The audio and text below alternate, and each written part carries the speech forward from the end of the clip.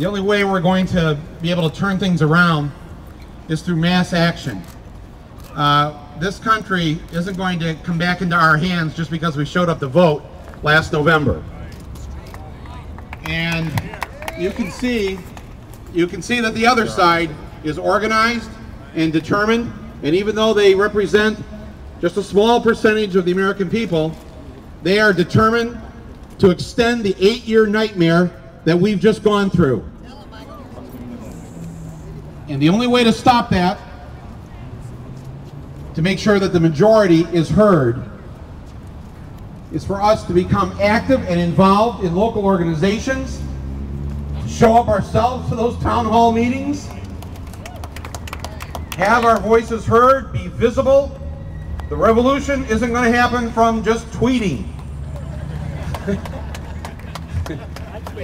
It requires, you know, we live in a democracy. It's not a spectator sport. It's a participatory event, and it doesn't exist unless we all participate. Wells Fargo and Bank of America, Wall Street, these people have committed crimes. They've committed the biggest heist in the history of this country.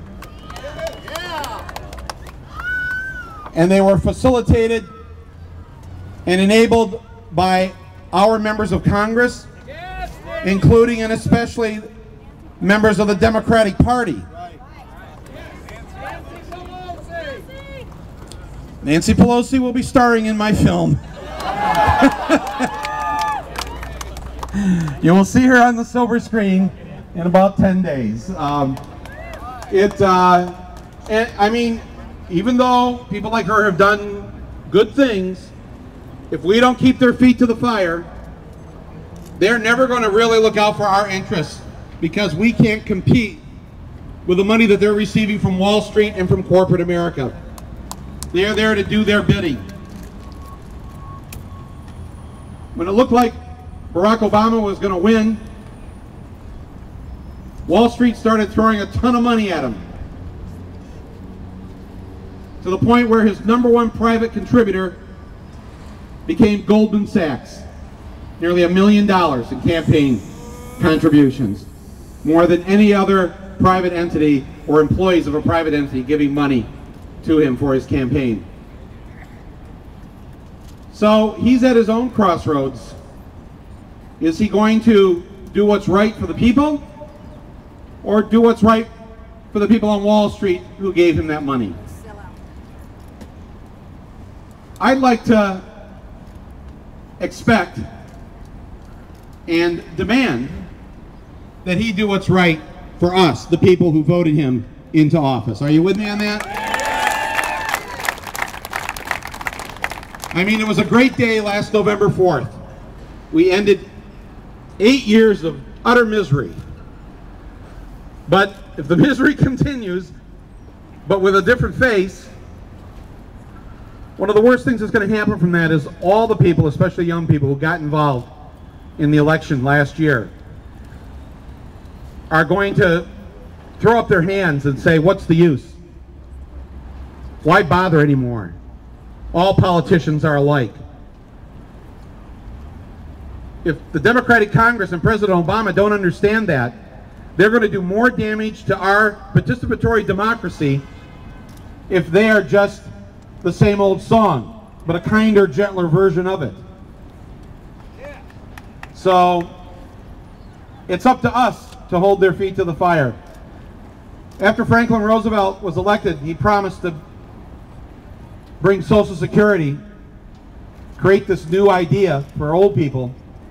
A couple years into his term, he hadn't done it yet. And this lady came up to him and she said, what happened to the Social Security we were going to have? Why haven't you done it? You've been there for 2 years. And he said, well, I'm not going to do it. You're going to have to make me do it. Because I've got the banks and the corporations and everybody against me. And I can't do this alone. It's only going to happen if the American people demand that it happen. We're not going to have universal health care unless we demand that it happen. We, the people, have to do this. Are you with me on this?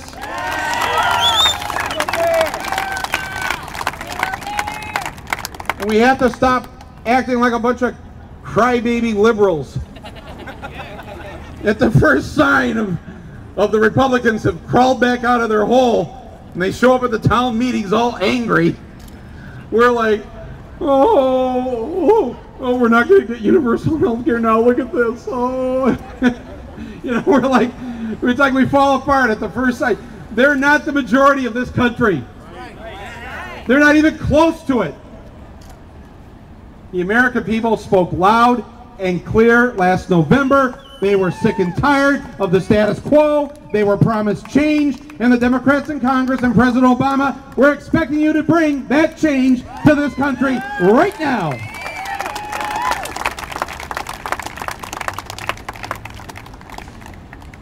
The banks behind us, they hate democracy. They absolutely hate it. I love living the Orwellian part of my life where I'm the person who is un-American, according to Fox News and Rush Limbaugh. When these people, these corporations, they absolutely detest the fact that they have to share any kind of power with us. In my movie, I'll show you the secret memo that Citigroup put together a couple of years ago, sort of laying out how the rich can get even richer. But there's one problem, this pesky thing called one person, one vote. The richest 1% now have more financial wealth than the bottom 95% combined. I don't even know why I would say bottom 95. I mean, it's 95% combined of this country have less than the richest 1%. I don't call that a democracy when 1% of the people are calling the shots for the rest of us. That's not a democracy.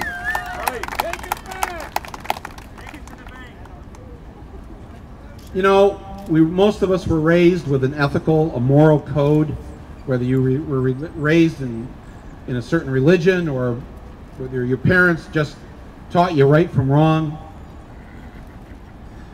And there's no moral code to what they do anymore. They're all about just trying to get as rich as possible. They believe it's actually morally and politically justified that if there's a pie on the table and there's 10 people at the table, it's okay for one person to take 9 slices of that pie and the other 9 people fight over the remaining slice. When you have the richest 1% having more than the bottom 95% combined, that's essentially what you have at the table we call America. And there's something fundamentally wrong with that. Absolutely fundamentally wrong. So, I'm here to say that don't wait around for other people to make this happen. You and your friends can start right now planning whatever action you want to take and create. I'll show you some things in my film that you can do. There's a foreclosure filed in this country once every 7.5 seconds now. 1 every 7.5 seconds. 1 out of 8 mortgages are either in foreclosure or delinquency right now.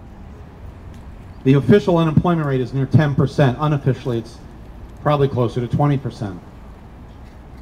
They're not going to stop. They're not going to stop unless they're stopped. Save Acorn! Last Sunday, the New York Times front page story. They're not getting rid of derivatives.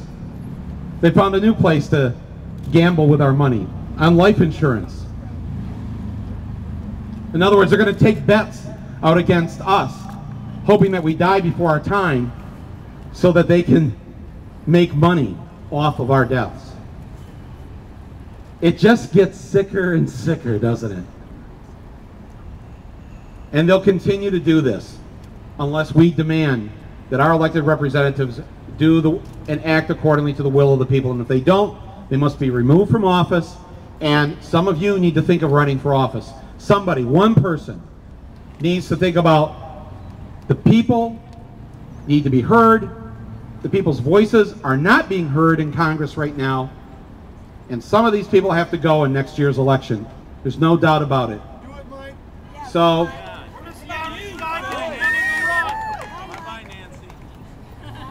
Nancy Pelosi.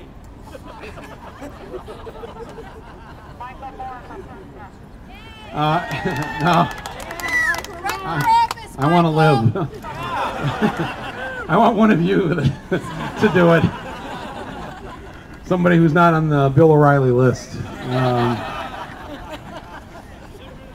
Anyways, wow, it's such a beautiful sunny day here. It's Thanks for coming. you know, yeah, I'm sorry we had hundreds of boxed lunches here, but as soon as we told the people at Bank of America and Wells Fargo, they were down here lickety split.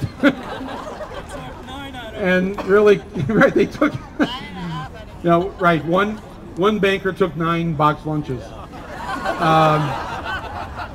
So I'm sorry I don't have enough to feed the rest of you, and I'm incapable of taking the loaves and the fishes and doing that magic act.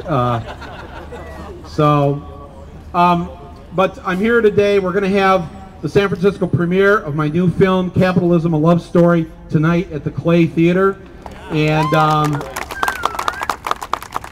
it opens next week in New York and LA, and then on October 2nd it opens here and everywhere else. It's my hope that people will use this film as an organizing tool, that people will be inspired to get out there and get involved and not let this craziness continue.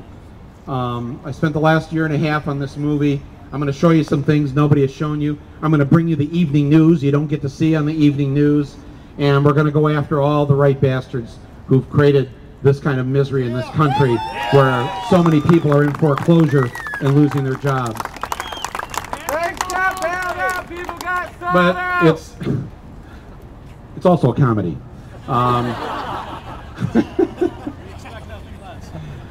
You know, you have to laugh or, you know, you lose it. Okay, so somebody said that I should open up for some questions. I can answer questions. We can do state capitals or, you know, whatever. Yes, sir. What about our consumerism fueling this fucking system? What about our consumerism fueling this fucking system? Absolutely. And I think people have really had the wake-up call on that in the last year.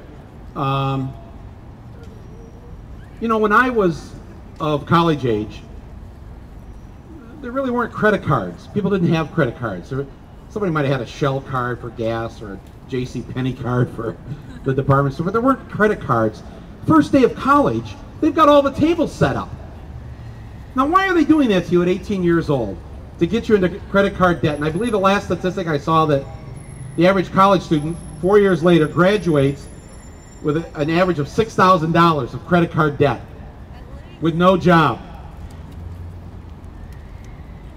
When I was of college age, there weren't student loans that you got from a private bank, a profit-making bank. Anybody my age, right? There was something called the Financial Aid Office, right? Yeah. Right? There was a little sign on the door. In California, Financial, free. and in California, you went to school for free here. Free, I went to school. And where I lived in Michigan, there was a financial aid office, and you could get work study, you could work in the cafeteria or the library. You could get a loan, a 1 or 2% loan, pay it back when you can. There were grants and scholarships and all of this. But then the beast figured out there's another way to get money out of young people, to get them into hock before they even have their first job. Let's get them signed up with credit cards, and let's have them get these student loans that they're going to have to pay back over the next 20 years. And you know, it's really a genius idea, isn't it? By the time you're 22, you don't have your first job, and you're already in tens of thousands of dollars of debt. What do you need to do? You need to get to work right away. You need to maybe take a job you don't want to work in because you don't have a choice. And at that point, the system has you. And it's I just think when anthropologists dig us up hundreds of years from now, they're going to go, wow, this was really genius amongst the plutocracy who figured out the 1% at the top of the Ponzi scheme called capitalism. Really, it's nothing more than just Amway. Get everybody thinking if they sell enough Amway, they can get to the top of the pyramid. Let's hold out the American dream and tell all these Americans that they too can be one of us someday. And then they'll just do what we tell them. And if they don't, we'll get them into enough debt where they won't have a choice. And they won't dare think about organizing a union because they can't lose that job because of that student loan, because of that credit card debt, because of that consumerism that we've sucked them into. It's absolutely genius. But I'll tell you, when they do dig us up, assuming we are here 400 years from now, and my friends over here, you're right, we don't have much time left. They're really going to wonder who we were and why the hell we called this a democracy when we ceded control to the 1%. And the 99% just went along with it. It's the mockery.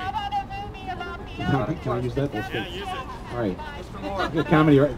He says it's not a democracy, it's a demockery. And I'm going to use that on Conan next week, and it's going to sound like I thought of it. So like, don't sue me or anything. All right? Quick question. Yes, sir, right here. When I was young, I decided I was going to be a hairstylist. I'll repeat the question so you hear it. Julia Roberts could have her hair done by me. My daughter paid for my first year through taxes. My mother paid for my second half of the year through a death. And Social Security told me to piss off because I was over 21. So my only question to be, if Harvey Milk was once well spoken, my name is Clint Hazard, will you recruit me? Well, he just told us the story of how what he wanted to do in life and how difficult it's been to do that and to pay the bills. That's scissors, I can go. And that we need many Harvey Milks these days who will recruit, all of us will recruit each other. My name is Clint, like Eastwood, Hazard, spelled with 2 S's, turn the dollar signs around, it's properly spelled with Z's. Talk to me, I'll recruit you. You have a pen? All right, sorry about the bells. Total the bells will be Yes, ma'am, right there with the glasses, yes. Sorry, I just got off work. I don't know if anybody asked this question. I want to know, I read that you are a super naughty which would be a national disgrace. But I want to know, why don't you join in with Glenn Greenwald and do an anti-Fox documentary? We are destroying our democracy. The hate, we cannot take this hate talk. Anti what? Fox. Oh, Fox. Yeah, okay, let me repeat that. She said that she heard that I had said that this may be my last documentary. And yes, I did say that. But you'll have to wait and see at the end of this movie, Capitalism, at the end of this movie, I basically throw down a challenge to the audience. And you'll understand what that means. I mean, I hope I make more films, but I made this film with the hope that no studio owned by any large corporation would ever want to give me a dime again. And I told everybody on the crew, we're going for broke on this one. The companies that are giving us the money to make this film, they must absolutely hate this and tell us they're not going to distribute it and be very nervous about what we are presenting in this movie. 2 of the 3 things happened of those things. But I guess they figured out the lesson that Disney learned when they tried to stop Fahrenheit 9/11 from being distributed. So they're not going to bring attention to the movie by doing something crazy like that. And your suggestion is to join with Glenn Greenwald and do something about Fox. Free speech. It's, you know, I think that I think I'd rather spend our energies providing an alternative that will appeal to people's better side instead of their darker side. Intelligence. And expect for people to have a brain and to have a heart You know, I mean, it's a big country, and I realize that a lot of our fellow citizens are, even if you think there's 100 million stone cold idiots out there, that means there's 200 million who aren't. That's not bad, right? I mean, even if you gave Fox News that 1/3, it's not bad. So I remain optimistic, but I think all of us need to tell our stories and get our media out there on the internet, other ways, and bring people to what we're doing, as opposed to spending time trying to, stop Fox News. The hate speech part is pretty bad. Both Bill O'Reilly and Glenn Beck have fantasized about my death on the air, and I think if anybody else was doing that, there'd be FCC fines and violations and all that. But they've been able to get away with quite a bit these last 8 years. Yes, sir, in the glasses. As we prepare for a post-capitalist world very soon, are you ready to do that document? Describe what that's going to look like. I don't have a good answer for that. He said, as we prepare for a post-capitalist world. You really are optimistic. See, that's what threw me. I haven't actually envisioned that moment yet. It seems like we have to fight so hard, these baby steps that we take. Your film is going to be a catalyst. Well, I hope so. I hope this movie will help. I believe that